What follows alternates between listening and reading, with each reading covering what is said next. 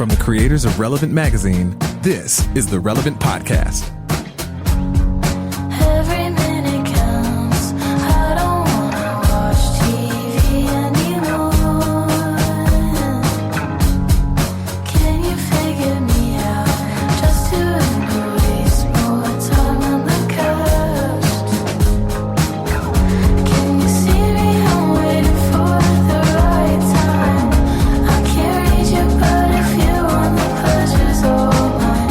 Can you see me using everything to hold back? I guess this could be worse, walking out the door with your back. It's Friday, June 7th, 2019, and it's the Relevant Podcast. Happy National Donut Day, everyone. Yeah. I'm your host, Cameron Strang. Here with me in our Orlando studios on the ones and twos, our illustrious engineer, my brother, Chandler Strang. Hello. On the Skype line from Loverland, Virginia, Jesse Carey. Hello, hello, and I usually don't work on National Donut Day. It's usually a holiday that I observe with religious fervor. But we needed to record today, so I'm here. You're breaking your own Sabbath. From Nashville, Tennessee, Tyler Huckabee. Hey, everybody. And once again, Annie F. Downs is traversing the globe and unable to join us, so we get the privilege of her seat being filled by our friend, author, podcaster, Jamie Ivey. Hi, guys. Thanks for having me back. You are on vacation, huh? I am on vacation. This is the kind of vacation where my husband and I are working. And so we brought our 4 kids with us, and they think it's like our family vacation, which is awesome. I know the location that you have chosen to tell your children is your summer vacation. Why don't you tell our listeners where the exotic locale where you have taken your family? Okay, well, first, I need to say this. I'm going to tell you where it is. Okay. And this place is cooler than you think. Have y'all been here? I have. I've passed through it I driving actually have from been Tulsa there. to Florida. Yeah, I've seen it. Yeah. Okay, well, you need to stop next time because it I is did. cool. I went to a Arkansas football game in this exotic location Okay. where you are. All right, We're in let's Fayetteville, hear. Arkansas. And in fact, the Airbnb that we're in right now, from my back porch, this is totally a tailgate party house. From my back porch is the stadium. I could walk to gate 10 right now if I wanted to get into the game. So we're in Fayetteville, Arkansas. Aaron and I are doing some stuff tonight and tomorrow night. And so the kids are here. I love it. I have a couple of questions. That Go first, for it. Do you typically, like me, try to avoid working on high holy days like Like National Donut Day? Donut Day? Well, when my kids get up, I might become mom of the year and tell them it's National Donut Day and go get them donuts. But, you know, I'll work any day for you guys. The other question I have is what is the big appeal? Before we got on, I said, oh, of course I know Fayetteville. It is the Riviera of northern Arkansas, even though I have no idea its proximity to any body of water. What is the coolest thing to do in the city of Fayetteville for future vacationers? Okay, well, what you need to know is Northwest Arkansas is like this line of 4 cities. So you could just hop from one to the other. You know, Walmart is here. The Walmarts started here in, Was that part what is of it, the Bentonville? Was that part of the appeal? Wait, is Bentonville Fayetteville? I thought Bentonville was just some random small town in the middle of nowhere. So they call this whole area Northwest Arkansas. And Okay. there's Fayetteville, Bentonville, Springdale, Rogers, and you just get on the interstate and go from one to the other. So yesterday we went to this museum, modern art museum, that the Walmarts, do y'all call it the Walmarts? The Walmart put together, and I made my kids feel cultured at a museum. It was really great. When I think of progressive modern art, I wonder what the Walton family likes. You know, Go right to Walmart. Can I ask a question, JV? I think I know the answer, but I want to hear it from you first, because you have a very interesting situation with your earbuds going on right now. You've jerry-rigged a contraption, and I'll try to describe it for our listeners. Theater of the mind. I know it's a little difficult. I know the perfect way to describe it. Because but imagine like a hip hop shoestring beard, but white like Santa's beard. Like that is that's a good way to. Yeah, you've drawn it's on a little line across your jawline, and this could be a new fashion thing that I am not aware of. This could be like a style, like a trend popping up on the blogs, but I'm just curious. Jamie, I think I know why, but I want to hear you explain it first. Because it looks like you look like a place kicker from the 1980s who has the single bar. Hey, listen, but on their can you helmet. hear me well when I have my microphone like this? Beautifully, Yeah, no, beautifully. That's what I was going to Yes. say. Is it to get your microphone closer to your mouth?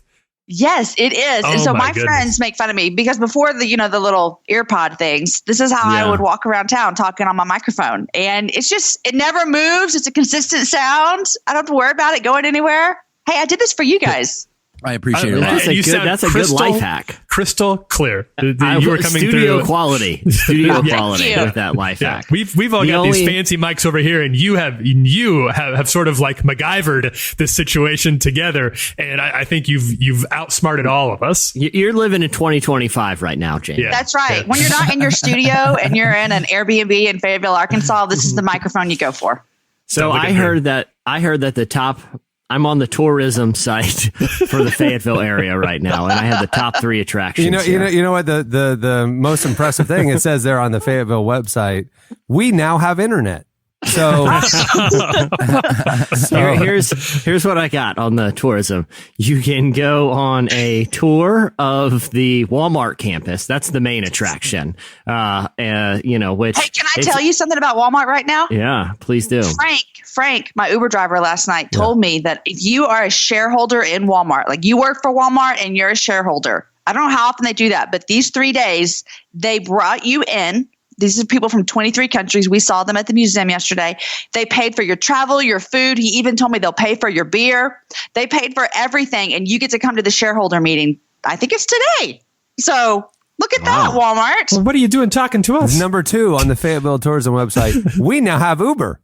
So, and number 3, they opened one of those KFC, Taco Bell, Pizza Huts. 3 restaurants, 1 location, 1 drive-through. It's. I mean, a lot of people. It's a big picture. It's a scenic area. There's a scenic overlooking this establishment where you can get. But I'm going to speak up for everyone that lives up here is that it is changing a lot. And we went to a phenomenal restaurant the other night called The Preacher's Son, and it's in an old church. It was so cool. So there you Christian. Oh, it's a Christian restaurant. They actually, a lot of people don't know that. They actually don't know this too. The country's last Bennigan's, the one the health department forgot about in Fayetteville. It's very the last Bennigan's. Oh, wow. Are you making that up?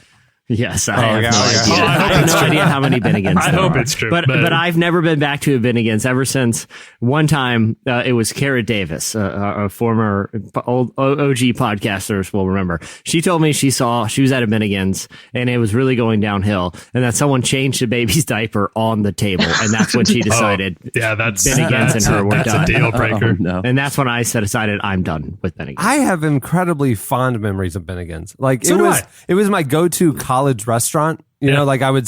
That was my splurge meal. You know, I Get a loved Monte Cristo. I think they do a college deal, didn't they? Like you told me you were a college student, they'd give you like a little cut. A little like discount. I'm one of these guys that once I have a restaurant, I have one meal. I just get the same thing every time. I got their chicken quesadillas every time. It was fantastic. I love their chicken quesadillas. I have a fascination with any restaurant that just has random tchotchkes just all over the walls. Yeah. And that's why I have a fondness for places like Fuddruckers and Bennigan's, where there's like a random picture of like a rowing team from the 1940s. There's like a fly fishing pole, some skis, like just like, Americana I don't really kitsch. know what the theme was. Or an electric guitar signed by Buddy Guy. It's like, I have no idea. There's no cohesion to the theme of just like, let's just find a bunch of random stuff and jam it in every inch of the wall. I liked It's like when they rated that was 25 other restaurants that had very like definitive themes, and they just took them all and put a selection on the wall. The memorabilia that would never be missed, and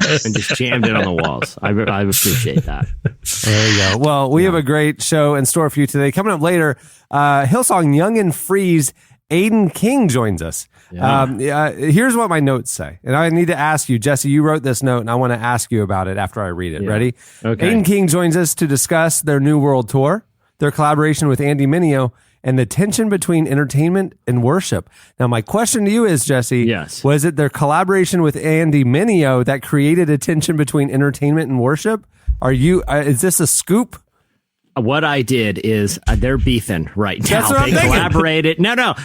Here's why that note is there, because I have sort of a fascination with Hillsong Young and Free. For a little context, like they are, one of the Hillsong bands. It's not Hillsong Worship. It's not Hillsong United, but they do sort of like I was listening to it last night, and Dane was like, they kind of sound like Chainsmokers. They have like kind of a pop EDM sound, but they write like church music. They write worship music. So it's always fascinated me to an extent of like what their approach is. Are they trying to create like, these EDM kind of party atmospheres, or are they trying to create worship, or do they even see a tension between the two? And so that's kind of where the conversation went. And they were totally game to talk about that, because I feel like that's kind of an interesting tension there. It's not like a lot of worship acts are a guy or a girl with an acoustic guitar or someone sitting at a piano. There's not a whole lot that's DJ based. And so Aodhan is game to talk about it. So in my mind, I know what you meant, but I really wish when Dana said they sound like Chainsmokers, she meant literal shit like Tom Waits on Hillsong Young and Free. That's what she meant. Good. I wanted to clarify. That was the actual It's gonna be all right. She's like, no, that guy needs to get it. They need to quit. I will say this: there's studies out there that's shortened their life. Yeah, well, no, I don't want to maline. I don't want to get him in trouble because he's involved with ministry there. He had a tracheotomy recently, but is powering through this world tour, and that's why he sounds. I will say this: the tracheotomy was caused because he was a chain smoker. He was addicted, and it really tore him apart. So you're going to talk to him about the tension between worship and chain smoking. Yeah, exactly. Yeah. Is it possible to do both at the same time? And, he's just on stage leading worship. And I just want to say we've had a great relationship with Hillsong all these years. But Bridge, I've officially burned it. Thank you for last cover of the magazine. It's like now it's like in memoriam. Relevance relationship with Hillsong, 2003 to 2019. Soft it was focus. going great until you said that the leader of the band that has the most influence with young people in America is addicted to cigarettes and just had a tracheotomy. I'm sorry, Hillsong. I'm sorry. But I'm not sorry. All right. Well, moving the show along. Stay tuned. Up next, it's the Hot List.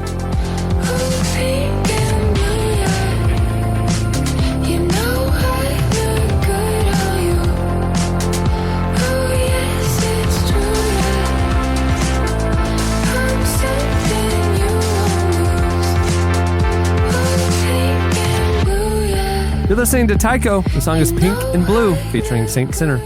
At the beginning of the podcast, you heard Claro with Bags. Well, today's episode is brought to you by Samaritan Ministries, a healthcare sharing ministry with over 250,000 Christians caring for one another's needs, from broken bones to cancer, pregnancies to organ transplants, all without the use of insurance. I got to be honest, even thinking about health insurance is not something I like to do. It can be confusing, there's lots of jargon, it's expensive, plus I never feel like I know what's actually going to take care of when something's gone wrong. That's why I feel Samaritan Ministries is a healthcare option people should consider. First of all, it's not insurance. It's Christians sending financial gifts to each other when there's a medical need, plus caring for one another spiritually through prayer and encouragement. Also, I love that being part of a ministry like this really frees a person up to focus on what they're most interested in, just living their best life. Christians are able to do that with Samaritan Ministries because they know that when there's an illness or injury, Samaritan members have their backs. If you'd like to learn more about how you can be part of this ministry helping each other with health care, visit SamaritanMinistries.org/relevant. I like them. Good model. Disruptive. Okay, it's time for... going with the brief one this week. Yeah, change it up a little bit. Interesting. Yeah, it's very casual. The yacht rock. The yacht. Yeah. Just it's National Donut Day. We're laying back, have a couple of nuts. Just enjoying the wonder of Fayetteville. It's so beautiful. I do like the view out your window there, Jamie. I do. Really Mike, you're a Razorback fan over here. Yeah, the beautiful view of a large imposing structure towering over us. Can you imagine being there trying to relax at that Airbnb if there was a game going on and you didn't know it? That would be the worst. Jamie, I have a long running aversion to Arkansas sports because like the Razorbacks. What's that? The Razorbacks, Arkansas. The Is there very another Razor- sport here in Arkansas? No, that's all Sorry. they have. Is this the only? No, I told this story when Brady Toops was on the pod because he played baseball at Arkansas. He's on the baseball team there. I don't know Which if you know. today there's a super regional game here, so it's about to go. It's about to get crazy up in here in Arkansas. Fayetteville. They're always good in baseball. Yeah, they're always good. And I worked at the baseball stadium at my college, Oral Roberts University, just not too far down the road there in Tulsa. And my job was to take tickets at the beginning of the game and then hang out till after the game and clean up everyone's mess. And when Arkansas came to town like twice a year, it was the worst. Not only is their mascot a pig, those people act like pigs when they're at a visiting stadium. It was very rude. Hot dog wrappers. I said this to Brady. Spicy Big Bites from Hot Dog has to be from 7-Eleven, has to be the state food because everyone just brought one into the stadium as if we don't have concession rules. They disregarded our rules, disrespected my campus, and caused me to clean up a lot of disgusting stuff in my college years. So Razorback fans, I wish you the opposite of luck today. Jesse, I've never told you this. But my junior year, ORU's basketball team was playing Arkansas's basketball team. Yeah. So Arkansas had a couple of future NBA guys. They're huge, SEC, But ORU, being a tiny conference, we had a really good coach, Bill Self. He's now the coach at Kansas, one of the most famous coaches in the country right now. He was our coach at ORU. And we were really good for a small school, right? So we're playing Arkansas at Arkansas's massive stadium, 20,000 fans there. And I travel out to the game, me and a couple friends. And I'm wearing an ORU t-shirt, but I have a button-down shirt over it, just because I don't want to. I'm that guy that I don't know. I'm just going to pick my spots with my trash talk. I don't want to, we don't overdo it. So we're there. I'm close to the court. I got down close to the court. And sure enough, late in the game, it looks like ORU is going to win, right?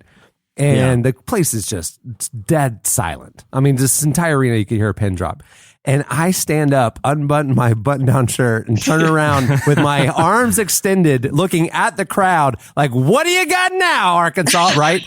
Literally 6 beers were thrown at me and pummeled me with beer. And I had to drive home those 2 hours soaked in beer. Well, I'll say this. That is actually a sign of endearment in Arkansas. They greet each other by just throwing warm, natty lights on each other. Hello, friend. Welcome to Arkansas. And you just get splashed with a Miller High Life. No, I actually caused an incident one time at an Arkansas ORU basketball game.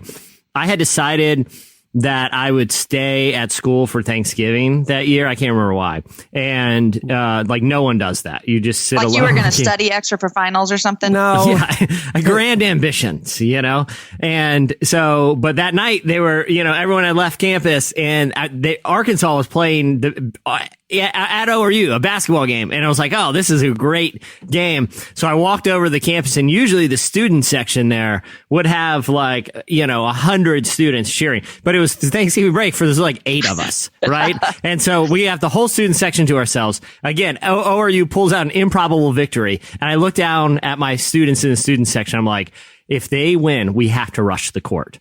We have to rush the court. Oh, no. Now, let me say this. On a normal night, when hundreds of students pour onto the court after a big victory, it's like this celebratory thing. Yeah. When 5 guys run onto the court after a game, it's a security situation. What are they doing? Who are these guys? This isn't part of a mass rushing. There's just 5 randos on the court. Get them out of here. The Arkansas players were looking at us like something bad just happened. Why are these guys on the court? And we got a stern talking to. So never rush the court if it's only 5 of you because they think something bad is happening. Oh, there you go. Oh, that's funny. Okay, it's time for the hot list. Coming in at number 5 this week, Mike Huckabee, Tyler's dad. Tyler, your dad, right? Family. Yeah, I was keep it in the family. The relevant podcast. Mike Huckabee performed with Korn guitar player Brian Head Welch on Huckabee's TBN show. The former pastor and politician invited the hard rock guitarist onto his show to talk about his new book and his conversion to Christianity. But before the end of the show, Huckabee awkwardly reminded him, years ago, he had asked him if they could perform together. Well, Mike Huckabee, famously plays the bass guitar. It was as weird as you'd expect, and we have a clip. Here it is. Brian, I got to tell our audience I something. love how they edit it. But About 5.5, 6 years ago, you and I first met. Yes. Yeah, the edit is so wild. I interviewed you, and I said then, hey, we got to do music together sometime. Like Remember it's that? so ominous. look at his face, Chandler. And you said you would do it. Yes. You'll still do it, right? Yes. Okay. I realize that when the two of us are on stage together, it may not look like that we actually blend, It's so weird. but we do. Yes, we do. Yes, we do. So when they cut over to him where he says, years ago, you said you would play with me. And like it's like this like delay and Brian Welch's eyes like move from side to side like Like, oh, I'm no, side, you're bringing we're this up. doing this, aren't we? And he's like, yes. And you can sort of see Brian Welch like just going over it very briefly, like the list of decisions that brought him to this point. Like how long ago did it start? Like what was the first little tip of the avalanche that led me to where I'm at right now? One of them was committing his life to Christ. Very happy about that, obviously, but that maybe was the last good decision Brian Welch made.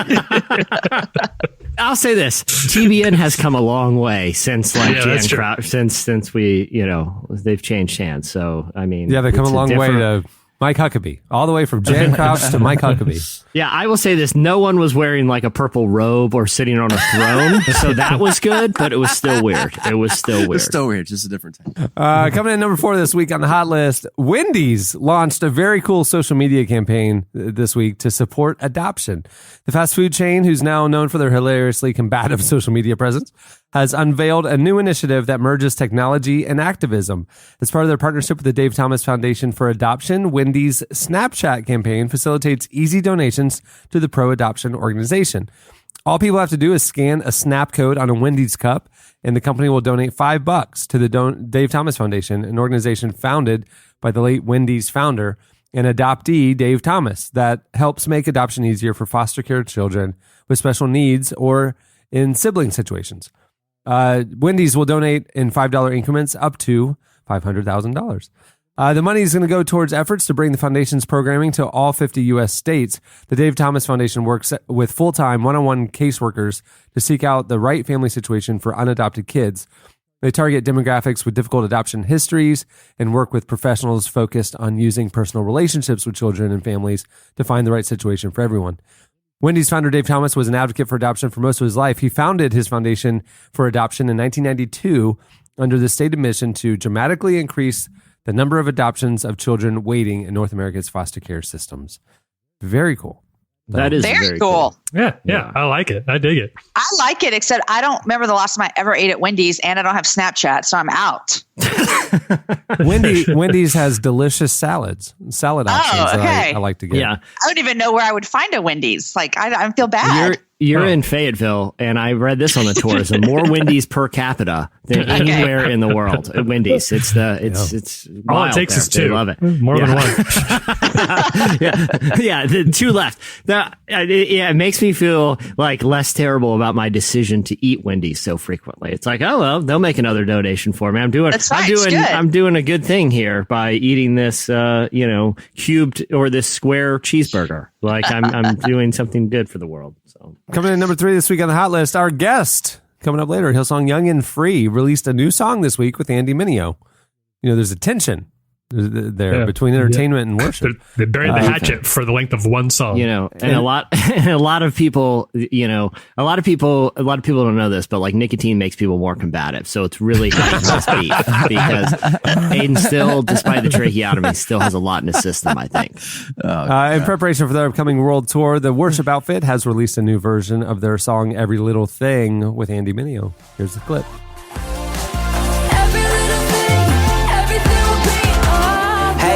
I know you don't need no one to advise you. You probably do a better job running the world than I do. I just thought I'd remind you. I've been trying to find you. It feel like Satan working overtime, times 2. They say if it doesn't kill you, that refines you. But I'm trying to live, and that's bigger than survival. It's been a long night, it's been a long fight. So just remind me now, everything will be alright. Now, what you'll notice is how clean Andy's voice sounds compared to the Chainsmoker background sing. That's because a lot of people don't know this. Andy's a big vape guy, so he's. Oh my gosh! So it's detention, entertainment, and worship. Unfiltered Marlboro Reds with Juul vaping. It's a wild world that it's all that they've mashed up there. So. And they trade off. Whenever Andy's rapping, the young and free kids are back there smoking like chimneys, just like that. And then they start singing again. And then Andy takes out the vape pen, and that way there's never nobody smoking. And allow me to say this. on stage at a young and free concert. Andy, thank you for all the great interviews over the years. It's been nice knowing you as well. We will miss our interviews with you. Andy. We're going to have a pretty long in memoriam segment at the end of the show today. Coming in number 2 this week on the hot list, Aladdin star Naomi Scott opened up this week about her faith and her activism. The actress and singer plays Princess Jasmine in Disney's hit new live-action adaptation. She's also a former worship leader and has been open about her faith. We've talked about that quite a bit. Now she's working as a celebrity ambassador for the Christian charity Compassion UK. And in an interview with the organization, she explained the role that faith plays in her life. She said, "Sometimes my husband and I get asked the question, how do you juggle your faith and what you do? But for me, I don't know how I would do life without my faith. That piece that you're loved and valued is something that keeps me incredibly grounded and focused. Quite honestly, I don't see it as this separate thing, this add-on thing. My faith is just a part of who I am and what I do." She continued, "Life is incredibly exciting at the moment. There's a lot going on.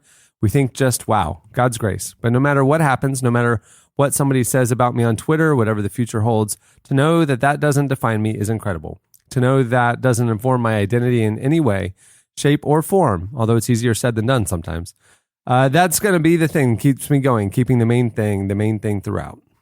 She also explained why she enjoys working with Compassion UK and their mission to connect with local churches while meeting the needs of communities in the developing world. I'm assuming Compassion UK is an offshoot of Compassion International here in the U.S. Yeah, I believe so. Yeah. For me, she said, I love that in the context of a compassion project, which is always connected to a local church and always rooted in a community.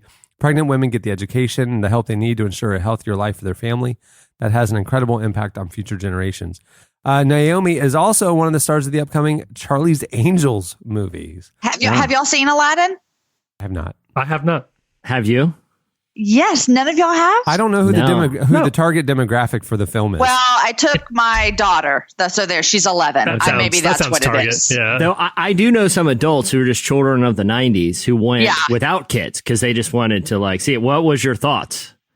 I liked it. I mean, again, I remember the original and loved it. And I thought Naomi did phenomenal. There was one person that I was like, that was not the best performance I've ever seen. I guess who really? I have a guess too. I want to see if me and Jesse have the same guess. Is it Will Smith? Yes. I knew. Oh, it's too weird. It's too weird. I've heard people liking Will. I haven't seen it, so I can't It's say. weird I just seeing heard a lot him of as positive reviews of Will's goofy performance. genie. Yeah, I thought I did not like him. I mean, Robin Williams was the original genie, right? Yeah. Mm-hmm. So that's a little hard to follow up. Yeah. But Naomi was great. Yeah. All right. My aversion. Well, we apologize. to this film. We've enjoyed our long relationship with Will Smith. It's unfortunate that we won't be able to continue those anymore. Jamie, I have something to tell you. Will Smith was the next cover of Relevant Magazine. So thank you. Hey, listen, I'm not saying anything bad about him. I hate saying bad things about people. Jesse, I'm trying to be more like you, where I can just be openly free with my opinions and it not matter. What's been said has been said, and I don't think now Will. we have to go with He wasn't my favorite. Now we have to go with our backup, Stephen Baldwin, again for his sixth cover. All right, coming in at number 1 this week on the hot list, Golden State Warriors coach Steve Kerr spoke out about the need for gun reform. Just days after a gunman opened fire on people at a municipal building in Virginia Beach, killing 12, Kerr wore a Vote for Our Lives shirt to the NBA Finals. Vote for Our Lives is linked to the efforts of March for Our Lives, encouraging Americans to, quote, fight for sensible gun violence prevention policies that save lives. March for Our Lives was first formed after the school shooting in Parkland, Florida, that took 17 lives a year ago, right? Kerr explained to reporters why the efforts of the young March for Our Lives activists is so important. Here's a clip. The shirt has everything to do with the tragedy in Virginia Beach a couple of days ago, yesterday, 2 days ago. And how devastated so many families are and so many people are. And the shirt's a reminder that the only way we can get out of this mess is to actually vote, and to vote for people who are going to be willing to create some change in our gun laws in our country. So the young generation, the March for Our Lives generation has really inspired me, and so I offer my support to them and to all young people, and hope that we can create a change where we don't all have to walk around scared we're going to get shot in our country. Good for him. Yeah, I really appreciate Steve Kerr and the NBA too. Like, the NBA seems so much more open to players and coaches and people associated with it speaking out on social and political issues, opposed to like the NFL that tries to lock that down. Isn't that weird? Explain to a sports idiot like me. You guys know that my knowledge of sports is pretty limited. But explain to me why the NFL has been so just treated any political issue like kryptonite, whereas the NBA has been very, very open to taking issues like not this just on. Political issues. The NBA has been open about mental health issues, social issues. Yeah, really anything. Yeah. Players and coaches can say what they want. Honestly, I think there's a few things. Jesse, I want to hear your thoughts. Mine is the NFL. I mean, there's like 150 players on a team. It's more about the team, the organization, the money, the sponsors than it is any individual people. You don't know them as players as much. NBA is 5 guys. I mean, it's like you get to know them as individuals, and they have a platform and social media and stuff. That makes sense. The NBA is like, okay, we can either try and stifle this or we can just embrace it. And I think that, there's just a different dynamic there. But I think the NFL is just old money, old white men, power structures, political structures and stuff like that. And they're threatened by anything that would disrupt, the kind of the old good way old boys of club of owners and coaches. Yeah, where the NBA is kind of upstart, young, fresh, dynamic, next generation, and I mean, think about kids now, middle school, teenagers. I mean, they're into the NBA. They're not into the NFL as much. I mean, it's just like, it's a generational shift. And it's like, I think that's what you're seeing represented in how the leagues, embrace these issues. But what do you think, Jesse?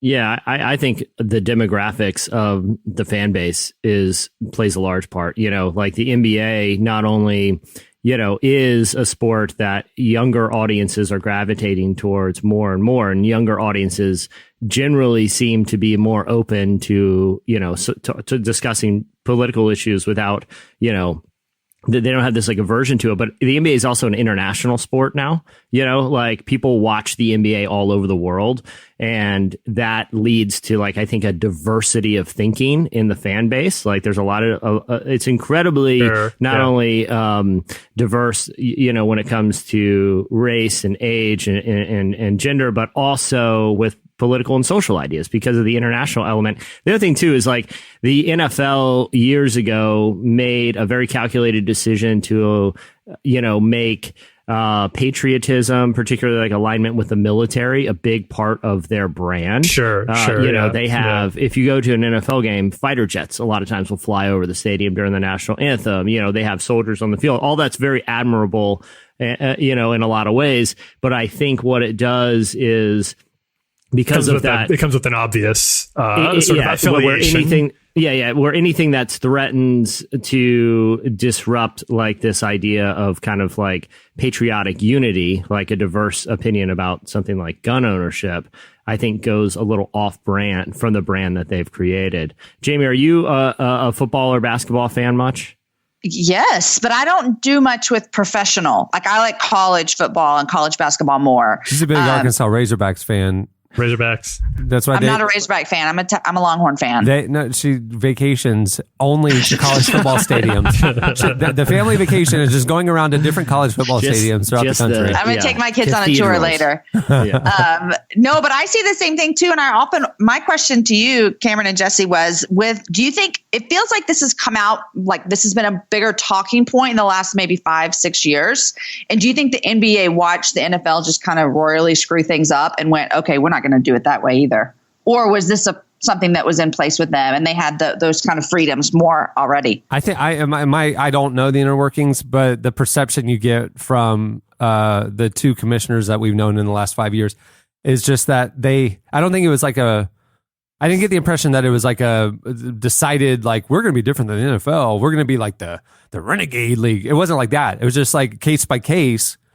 Do we allow our players to have an opinion about these issues? Do we want to raise awareness about, do we want to leave a positive mark on society? So they launched things like NBA Cares, and like they really make social service and giving back and volunteerism a major part of the NBA experience for players and stuff. And I think they just decided at some point to breed, into the league, or just that this is part of our value system. And so then the natural outgrowth is we care about making society better. We care about our communities.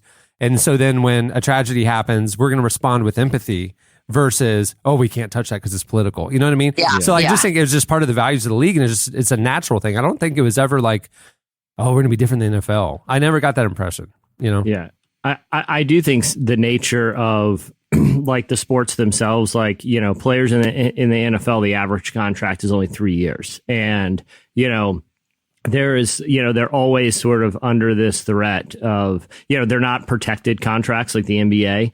There's no. You're replaceable in the NFL. Yeah, in the NFL, if we don't need you, Colin Kaepernick. We can find if you get cut in the NFL, they don't pay out the rest of your contract. Where if you get cut in the NBA, they're on the hook to pay you.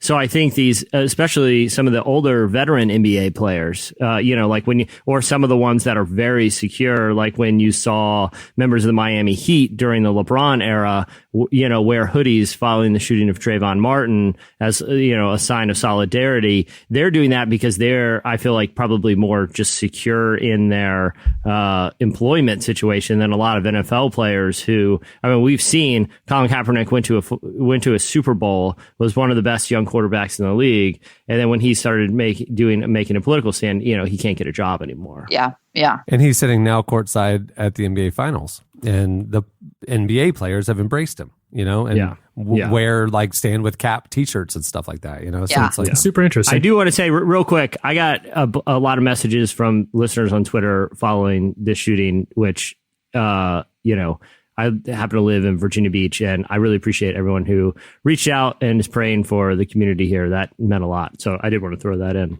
Yeah. How's after the Pulse shooting here in Orlando, it changed the fabric of the city. Now, there's a memorial and there's signs everywhere, and there's, it's on walls, it's everywhere. It just changed. Do you feel that this was kind of like a freak thing that happened, or do you feel like it's something that the city's rallying around? Because the Orlando one was like the gay community was targeted, and so it was like more of a societal statement that was being made. Then I don't know. What's going on there in Virginia Beach?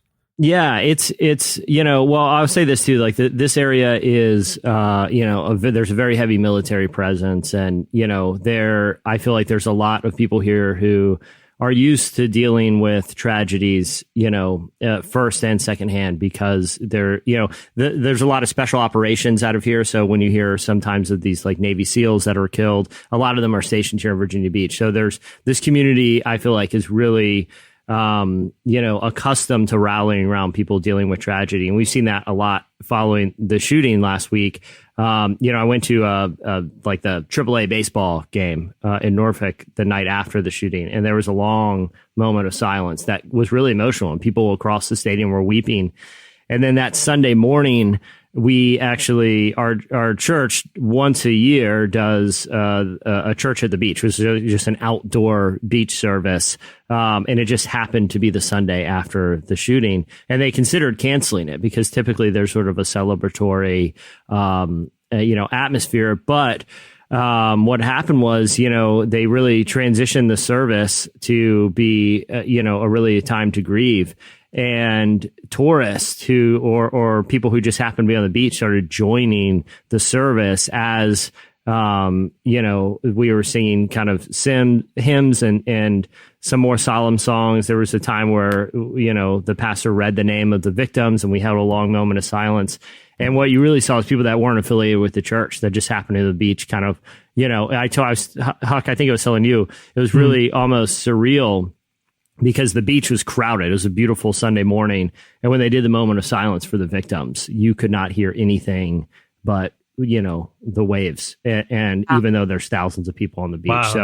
It's really been, something where people are kind of rallying. You see VB Strong on all the all the city signs. And it's been a heavy thing, but I feel like this community is fortunately as well equipped as you can to respond to a tragedy. They've read, right now the city through like a campaign in the local paper, like our church decided to give the entirety of Sunday's tithes to a fund that the city set up that I think is approaching $2 million for the victims' families right now.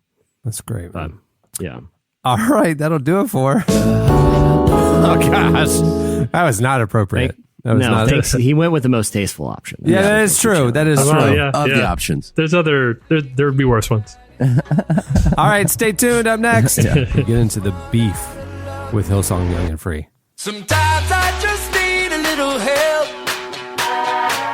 Why do I try to take the world on by myself? I'm asking you please a little help. Tell me you'll be there when I need somebody else. I need help.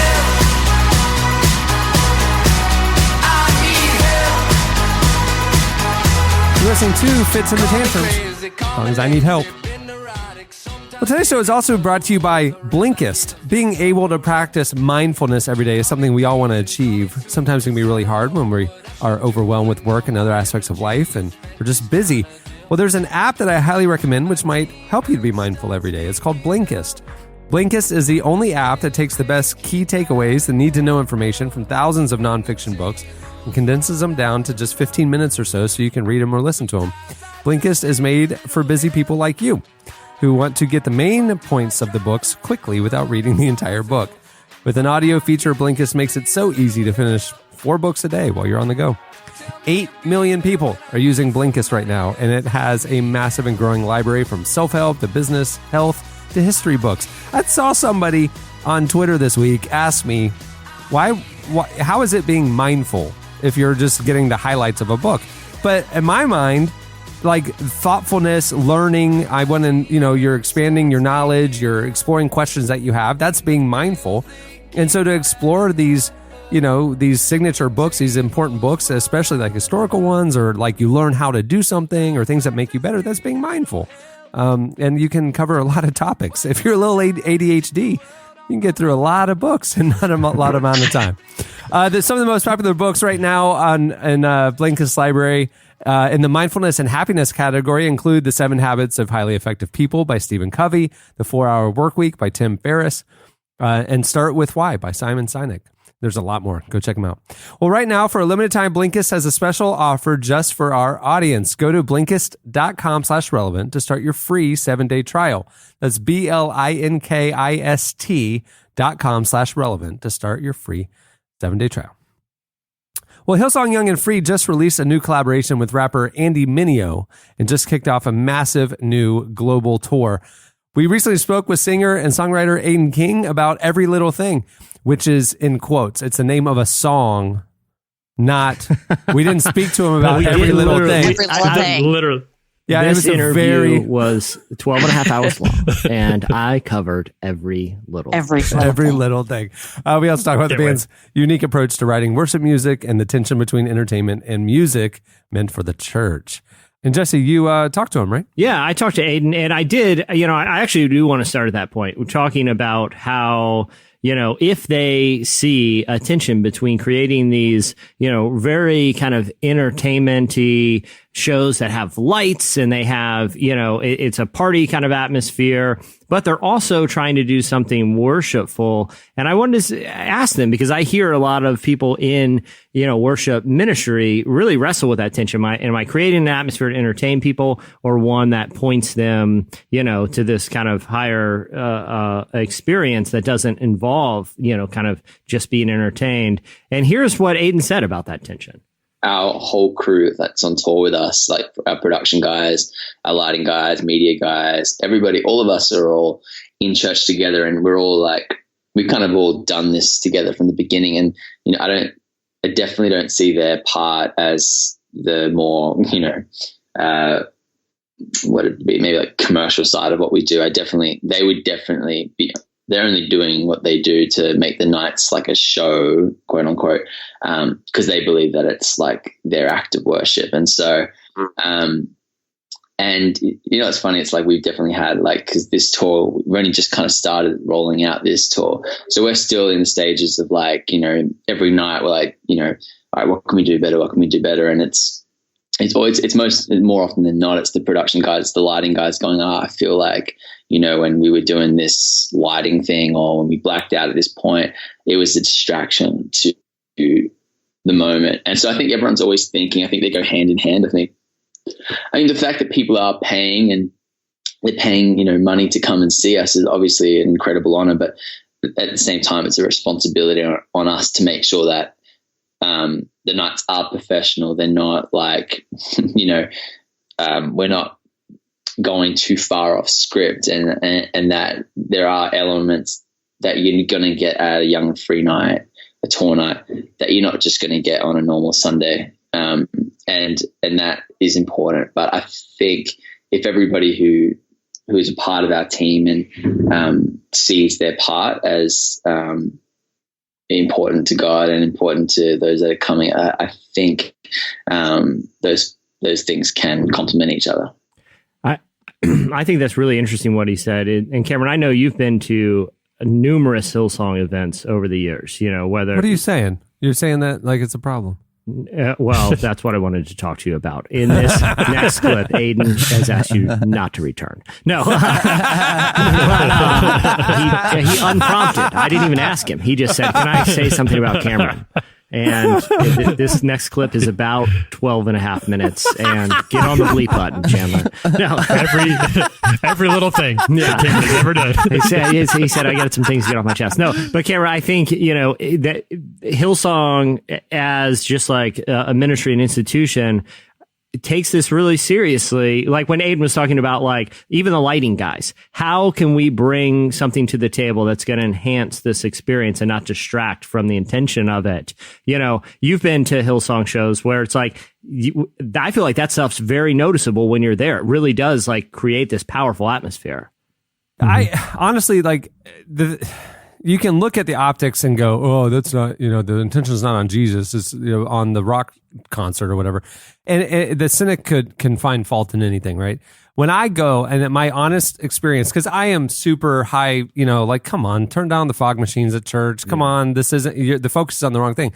The thing that I notice when I go to Hillsong concerts is a couple of things. One, the creative experience that you have is unlike any other worship experience. It really does, almost like back in the medieval times, what the cathedral did. Mm-hmm. It brought this grandeur of we are worshiping a big God. It makes us feel smaller. In my experience, enhances the worship experience. Number two, it is quite often and primarily that the band is backlit. They don't put the spotlight on themselves. They really are trying to lead you into a worship experience where your focus is on the Lord. That's been my experience. Yeah. I've been to worship concerts where it really is like, hey, let's just sit there and watch the worship band perform. My experience at Hillsong events is that they are trying to use the creative environment to put your focus on Jesus. Yeah, honestly. And that's what I love that he said. Like, listen, to our lighting guy, to the creative team, this is their act of worship. We might be musicians, but they worship like this.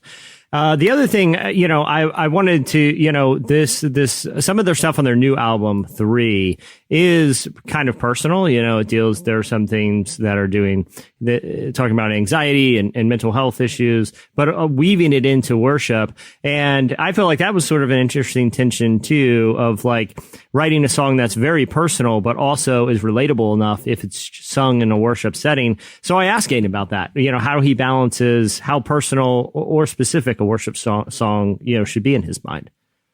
I mean, someone said this to me once. I don't remember who it was, but I remember I was writing a song and I can't remember what it was about, but it was specific to a problem that I had gone through, some sort of trust thing. And somebody's like, oh, like, if you do that, you're going to actually make people think like it's okay to feel that way. And I think it's really important for like the songs that I write to always point back to Jesus and to not focus too much on the problem, but rather the solution. Yeah, that's an interesting idea. Again, who are we pointing to? My own issues, or are we pointing to something bigger? And I feel like there's a good balance of that on the song that they just, released a new collaboration with Andy on, Every Little Thing, because it talks about worry and vulnerability, but also, what ultimately the solution is. And here's what Aodhan said about that song specifically.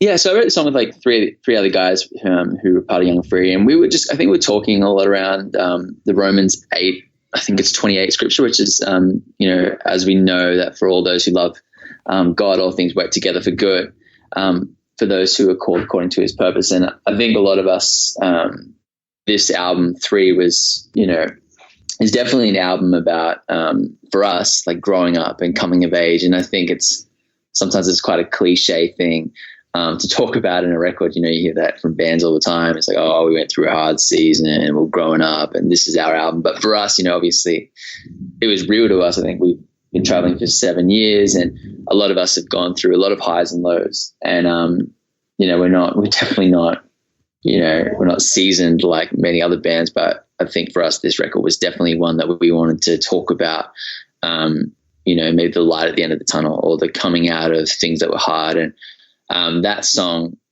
I think it started like a ballad because, naturally the lyrics lend themselves to be something that in that kind of direction. But I felt like, the message of the song is definitely more a celebration of, the fact that everything is going to be okay. Everything's going to be all right. If we just put our trust in God. And so the song, ended up in this, kind of more of an up song or just like a celebration song. And I think even doing it on tour, around Europe, especially, it's been obvious that for many people that this song has been that. It's been a song of, I don't know, like you look out into the crowd and everyone, I think especially the chorus, like you can tell it's real for people, and that's been really, really cool because when we started the song, I didn't see it the way that I'm seeing it now, if that makes sense. Yeah. And there's a real intentionality with, not just of like, hey, I want to write an emotionally honest song here, but one that is this going to ultimately contribute to an experience with God that's positive. And that's something that, I think it's clear that they, wrestle with and try to come out on the right side of. And ultimately, that's their vision for what they want, like a young and free experience to be like. Here's how, when they've kind of talked about it internally, here's what Aodhan said, their vision for that experience is. But I definitely, more than ever, I'm so passionate about praise. I'm so passionate about like celebration and joy. And it's not because I feel like, it's what we do and what we do well, I think, but I think it's because I actually think people need to know that like worshiping Jesus and be reminded that it's actually fun and it's okay to jump in church and smile and have fun. And I think if we can continue to write songs that are encouraging people to, bask in the joy of God's presence, not just these somber moments of reflection, I think we're doing a good thing. Yeah. So, really cool. Interesting thoughts from someone who's kind of thought through what they do at a really high level. And so anyway, the latest album is called 3 and they are on tour right now. You can check them out. That was Aodhan King. Make sure to check out their new album. It's out now. All right, stay tuned. Up next, let's ask the cast.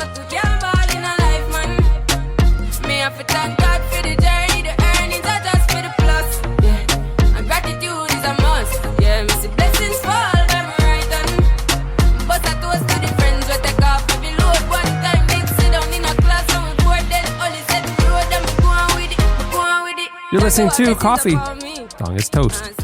Toasted coffee. Kind of breakfast theme. All right, it is time for our occasional segment where you ask the cast anything you want. Now, Chandler, we don't have a jingle. Can you do one on the fly right now? Ask the cast.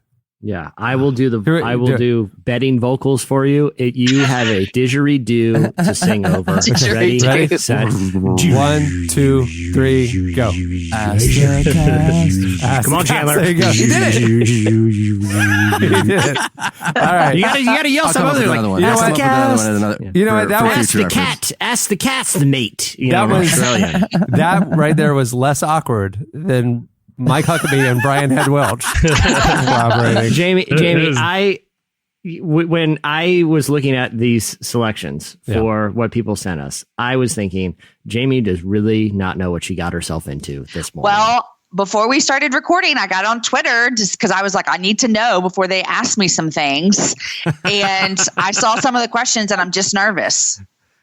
I think you should be. I think your nervousness is valid. We've already maligned 2 Christian industry superstars in this podcast. And now we are going to ask ridiculous things to a very well-respected author and speaker. Jamie, I am sorry if this damages future relationships for you. You guys hit us up on Twitter at Relevant Podcast. And here's a few of the questions. Mallory asks the cast, you have to choose one fictional character to insert into real life, present day 2019. Who do you pick? Oh, and you have to hang out with them every day for the rest of your life. Oh, well, so I don't just get to put somebody somewhere on the globe. This is like my new best friend. This is your new bestie. Jamie is going to pick the Will Smith rendition of the genie. Clearly. Yeah. Jamie, why don't you start us off here? No, I can't start. I need a few seconds. Okay. Tyler, I feel like Tyler is the one on this podcast who is the most passionate about fictional characters with your love for all comic books. I do. Would you choose but I don't someone know if, I don't know with if I a pick superpower? I don't know because then you're just the sidekick. You know, you're never you're going to be spending your life under somebody else's shadow. I don't want that. I need somebody a little more low key. Yeah. This is tough. Like, okay, Jesse. Who's yours? That's difficult, but they have to be a fictional. See, I have so many real life ones that I would, want to just be my best friend for the rest of my life. But we're talking fictional here. I would, you know what? I'm probably going to go, hear me out here. Because this will make me the richest person on the planet. Airbud, the dog, who can do any sport. Because all of a sudden, well, what is one? It's not weird if I have to tell my family, hey, by the way, there's a dog that's going to live with us for the rest of our life. If I have to bring in, like, hey, it'd be funny to get like a pirate from, some old kids movie. That's going to be weird. Explaining why a pirate moved in upstairs and we're hanging out all the time. If I get a dog, that's not weird. And 2, that's good. The dog happens to be fantastic at sports. Like I would drive him, Jamie, I would drive him to Fayetteville. Okay. And I would bring him out there and I would embarrass those Razorbacks with my dog who's better at football than them. So you would become like the halftime show at NBA games. Exactly. You and Airbud. Living the dream. Airbud. All right. Yeah. I think I've decided on mine. I think I would go with Wilson from Home Improvement.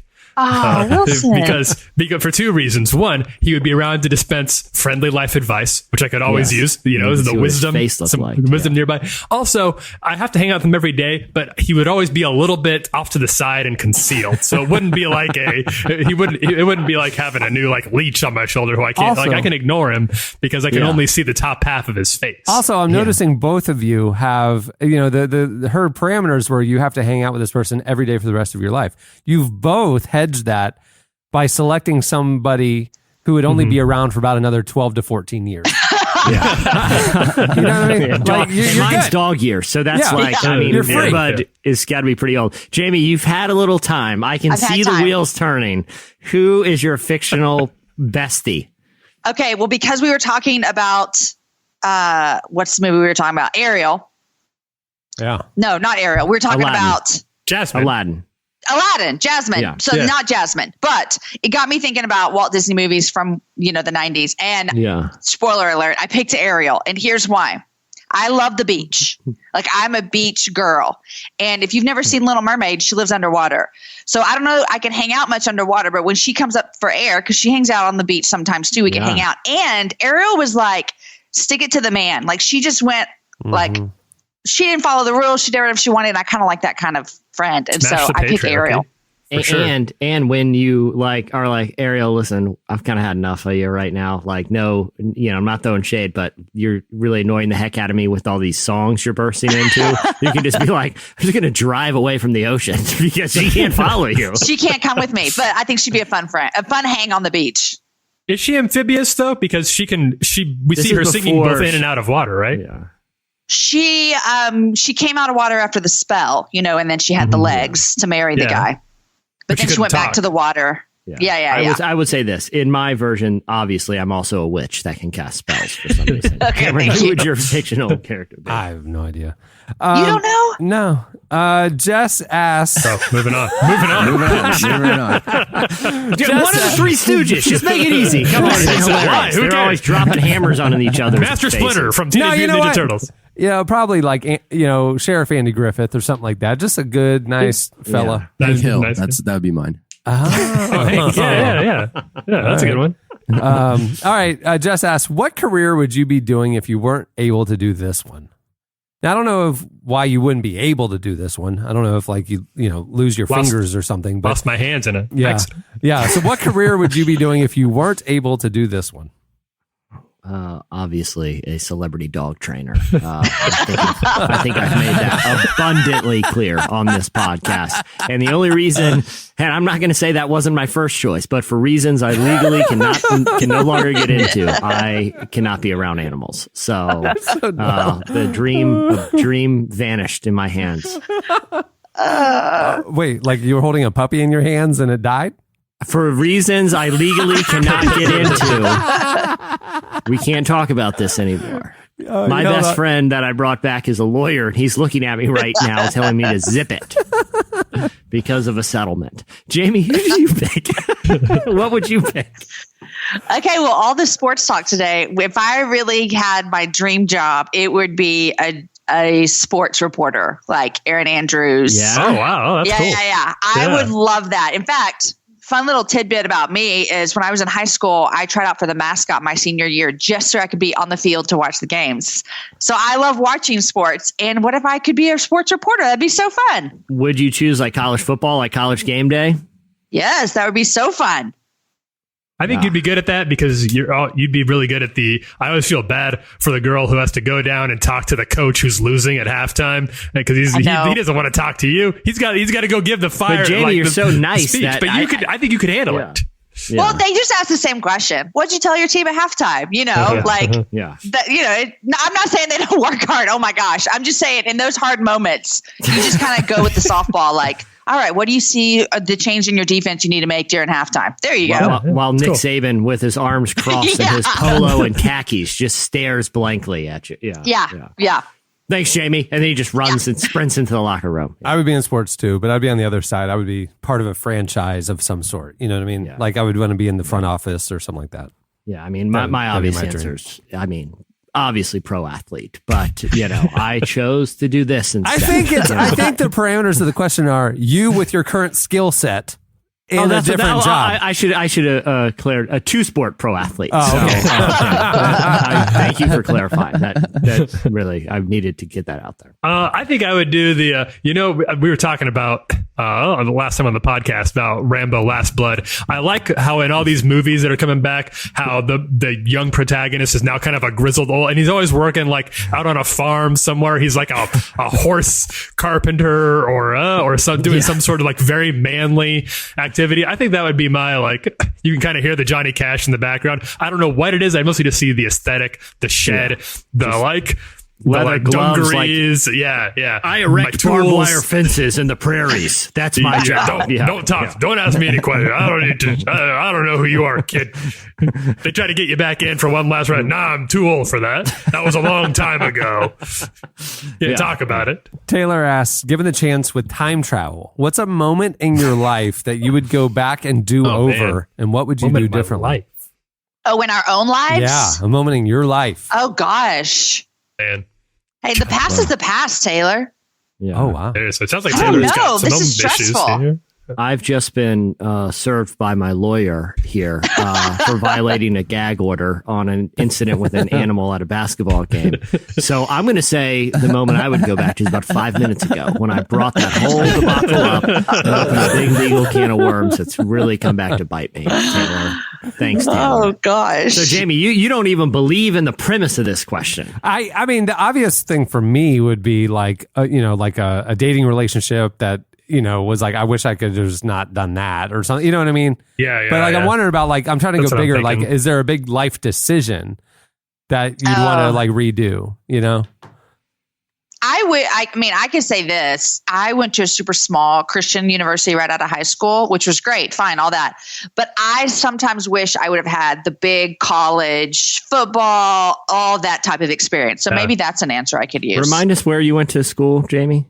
Which time? I went to a couple different. I started at Dallas Baptist.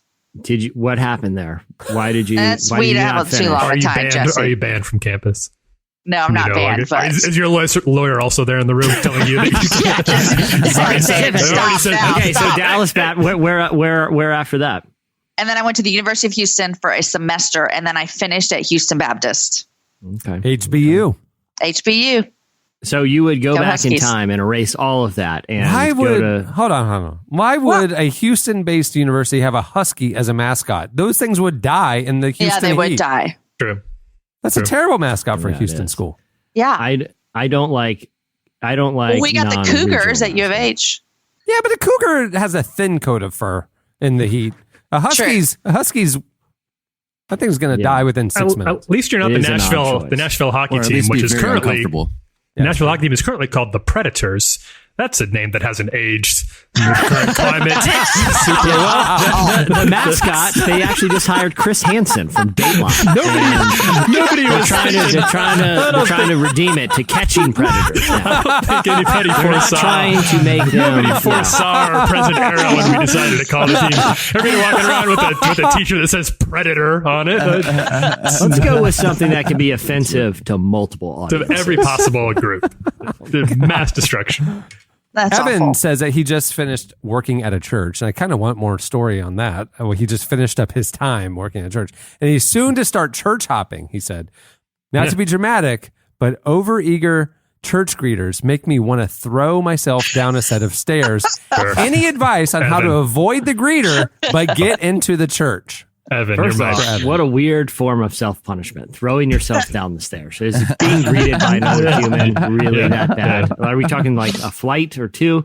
No, but I've already thought about this for him because I was putting these questions and like, well, this is easy. I know what I would do if I had some aversion to greeting people, which I don't, because I'm a normal human that enjoys interactions, is I would wrap both my hands in giant bandages. So they're like two big mitts. And when they go to shake my hand, I put them up and they just see these massive medical gauze. And I just look at the greeter and go, I was burned. And then I just walk right into the service.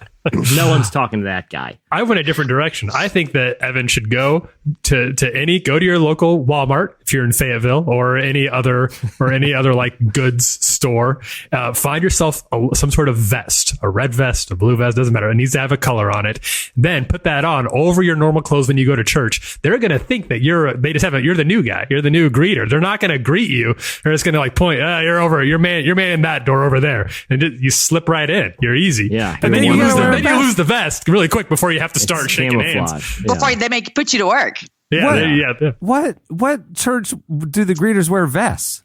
Well, he's going to have to be pretty select. I can tell you Berean Bible in Lincoln, Nebraska sure did. They were all about the vests. Jamie, what is your strategy for not greeting someone who wants to talk to you at a church like this?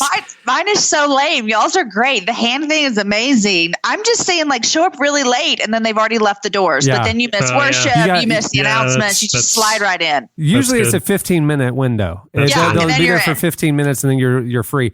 I always, in my church, they stand out about 5 to 8 feet from the door and like in front of it. And I come in the side and go behind them. I duck behind them. Yeah. So, cause they're looking ahead, they're looking at the people coming up the path.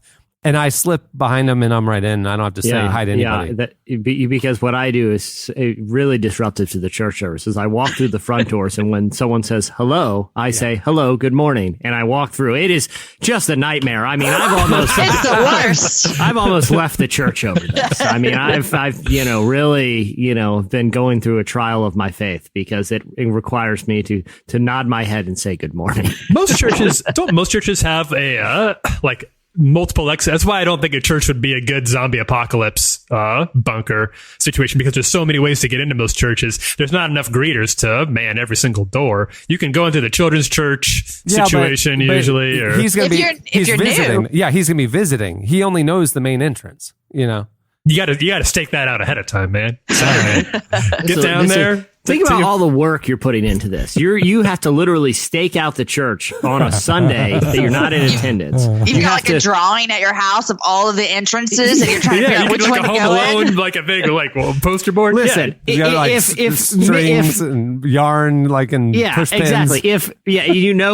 There's each. It's like you're going on a bank heist when the security guards are switching out their shifts, so the perfect moment to cut the security cameras. And listen, if you're aversion to greeting another human with a half-second interaction requires you to construct a war room strategy place in your own home, I would maybe just get over your fear of saying hello to someone. But teach his own. All right. Last question, hard-hitting one. Marcus says, just left. Marcus asks, and I'm going to read this verbatim. Marcus asks us, "What is best sandwich?" What is best sandwich? What is best sandwich? This is an important question. Can we answer in the same caveman vernacular that Marcus? Reuben, meat bread.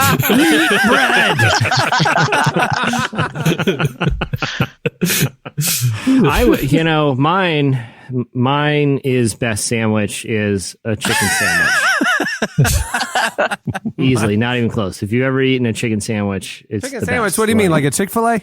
Yes, like a Chick-fil-A chicken sandwich. It's just the like best a fried sandwich. chicken. It's peaked. That's they good. figured it out. It's the best. That is true. I mean, There's you a take one purity bite and to you're it. like, it's not going to get any better than this. That's true. That's true. And the way it comes in that tinfoil bag, and it's just warm and that's good. It's good. It's good. Yeah. It's not like going to Arby's where it's like someone stepped on this before they handed it back. They actually preserved them. I had never. I'm not adventurous in my sandwich exploration. I had never had a BLT until not too long ago, and there's this restaurant directly under our office. Like I could kick the floor and they heard it, and it's fancy, and they have this it's farm to table type food and stuff. They have a BLT that I've discovered with I don't know what they do to the bacon, but it's some sort of maple type stuff on it. And they put a over medium fried egg on top. Oh. The BLT with this, whatever they do to the bacon with the egg. Oh, I have it twice a week. It's so good.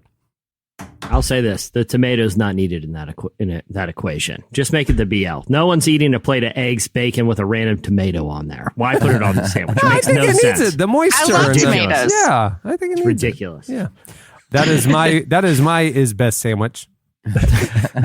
Yeah. Well, all right. I think I'm gonna say right now I go through phases in my sandwiching. That's not answering the question. Now, but I do. What but I is think best sandwich, Huckabee? if we're talking right now, I do go. I'm a big fan of Reuben's. I like a Reuben sandwich.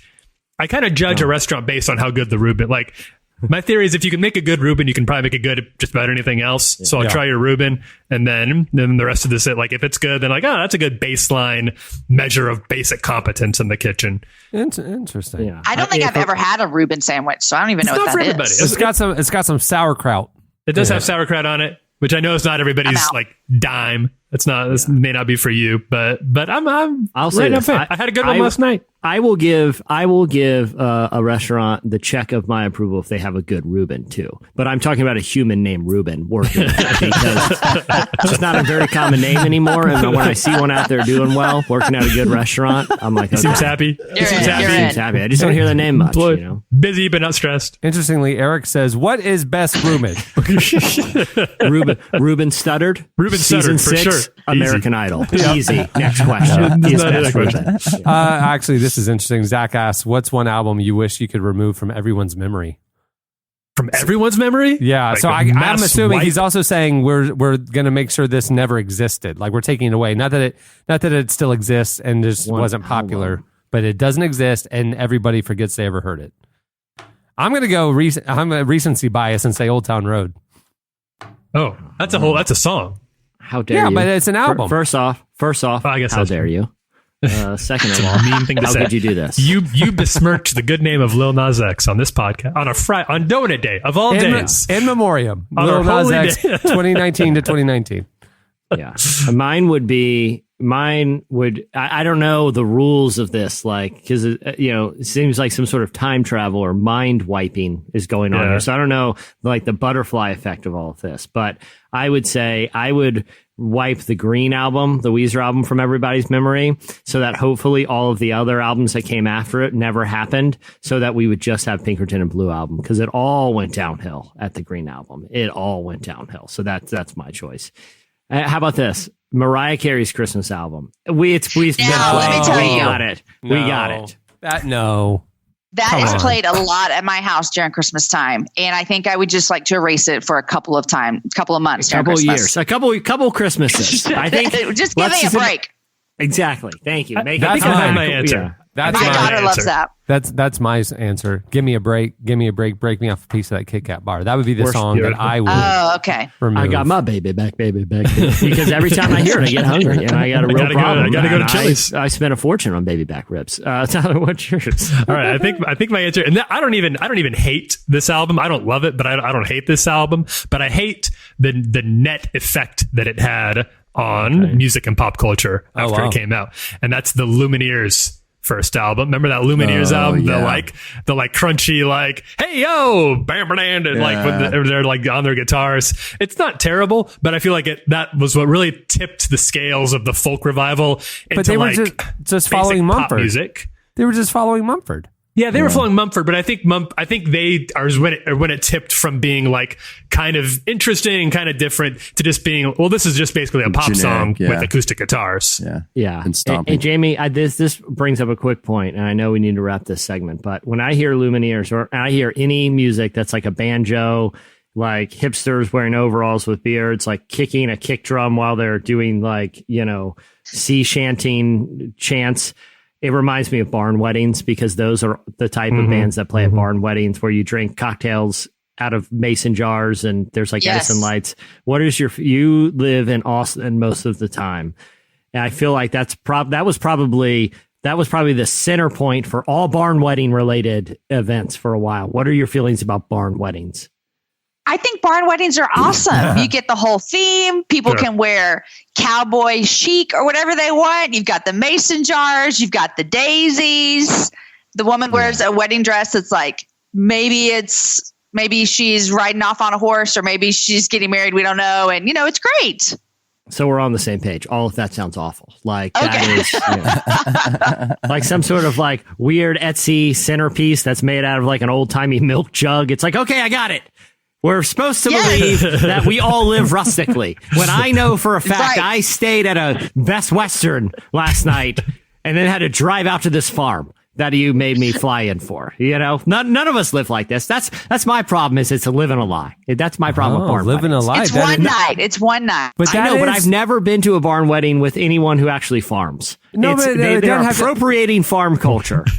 You're making actually a really strong point. And not that they have to farm, but they don't even live like the rural, like, analog lifestyle. Like, you're right. It's a complete appropriation. It's like in your mind, it's based on, should have some connection to an agrarian lifestyle. Or have lived through the Great Depression, when that was like the nicest wedding that money could buy. Is we got out all the old mason jars and like, listen, my family didn't, star in the grapes of wrath here. Okay, they could afford a regular cup to drink out of. We didn't have to drink out of old jam jars. Wait, do you not have mason jars at your house to drink out of? No, they have the lip part isn't made for lips. It's made for preserving fruits and poking holes in the top and keeping caterpillars in. Why? Yeah, I use that. I just like them. We just use them a lot. Everything about it. We have a lot of jam, so then we just wash them out and drink out of them. Yeah, like I said, it's just convenience. I will put a stick and a leaf in one and poke some holes on the top and keep the caterpillar for a couple days. See how that shakes out. But I'm not drinking out of it. They're for my animal experiments only. All right, that's it for... Hurry up, Chandler. There you go. Got it. Nailed it. One take. Hey, many thanks to Blinkist for making the show possible. Remember, you can go to Blinkist.com/relevant to start your free 7-day trial. Also, thanks to Samaritan Ministries for sponsoring the show. If you'd like to learn more about how you can be a part of this ministry helping each other with health care, visit SamaritanMinistries.org/relevant. Also, thanks to Hillsong Young and Free for joining us. Their album 3 is out now, and they just kicked off their global tour. It is, just know, all the arenas, smoke-free environments. Smoke-free environments. All right. That'll do it. We'll wrap things up. I'm Cameron Strang. I'm Chandler Strang. I'm Jesse Carey. I'm Tyler Huckabee. I'm Jamie Ivey. Thanks for joining us, Jamie. It was a lot of fun. You're welcome. Thanks, guys. All right. We will see you all on Tuesday. Have a good weekend, everyone. Pour your glass of wine. Mitchell told me I should be just fine. Cases under the bed, spill it open, let it rush to my head. Thank you for listening to the Relevant Podcast. If you like what you heard, be sure to leave us a review on iTunes. Check out other shows from the Relevant Podcast Network in the podcast section at relevantmagazine.com. And while you're there, browse exclusive podcast merchandise at our online store. Make sure to subscribe to Relevant Magazine. Info is available at relevantmagazine.com/subscribe.